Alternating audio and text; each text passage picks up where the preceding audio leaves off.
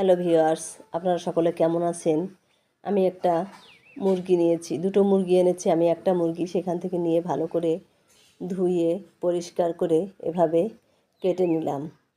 আর সমস্ত ধরনের মশলা, আদা, জিরে, তেজপাতা দিয়ে পেঁয়াজ, রসুন, শুকনো মরিচ, কাঁচামরিচ দিয়ে আমি ভালো করে মেখে নিয়েছি। আর এখন কড়াইতে কিছুটা জিরা ভেজে আমি বেটে নিলাম। আবার কড়াইতে একটু তেল দিয়ে পেঁয়াজ দিয়ে দিয়েছি। পেঁয়াজটা একটু ভাজা ভাজা হলে আমি দিয়ে দেব আগে থেকে কেটে রাখা আলুগুলো। আলু আর পেঁয়াজ কিন্তু আমি একসঙ্গেই ভেজে দেখাবো। আলু আর পেঁয়াজ একসঙ্গে ভাজা কিন্তু হয়ে যায়। আগে একটু পেঁয়াজটা ভেজে নেবেন, পরে আলুগুলো দিয়ে দেবেন। তাহলে পেঁয়াজ বেরেস্তাটাও হয়ে যাবে, আবার আলু ভাজাটাও হয়ে যাবে। মজার একটা টিপস, আপনারা একবার দিয়ে দেখতে পারেন। এখন কড়াইতে যে তেল আছে ওই তেলে সামান্য জিরে দিয়ে আমি আগে থেকে মেখে রাখা মাংসটা দিয়ে দেব। মাংসটা দিয়ে অনেকটা সময় ধরে আমি নেড়ে চেড়ে রান্না করে নেব।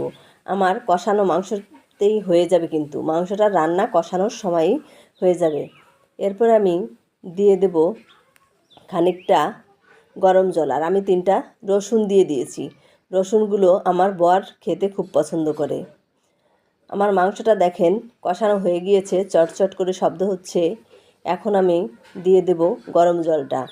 গরম জলটা দিলে আমার জলটাও যেমন ফোটানো হয়ে যাচ্ছে, আর এদিকে মাংসটা প্রায় হয়ে গিয়েছে।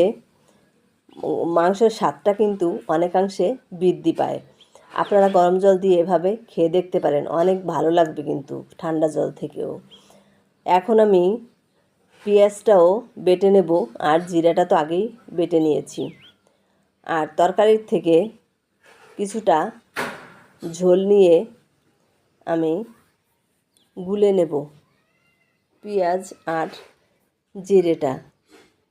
তারপরে মাংসটা একটু নেড়ে চেড়ে আমি কিন্তু নামিয়ে নেব। আমার রান্না সাধারণ, আর এভাবে সাধারণভাবেই আপনারা খেয়ে দেখবেন, ভালো লাগবে, আবার সুস্থও থাকতে পারবেন। সকলে ভালো থাকবেন। ধন্যবাদ সকলকে।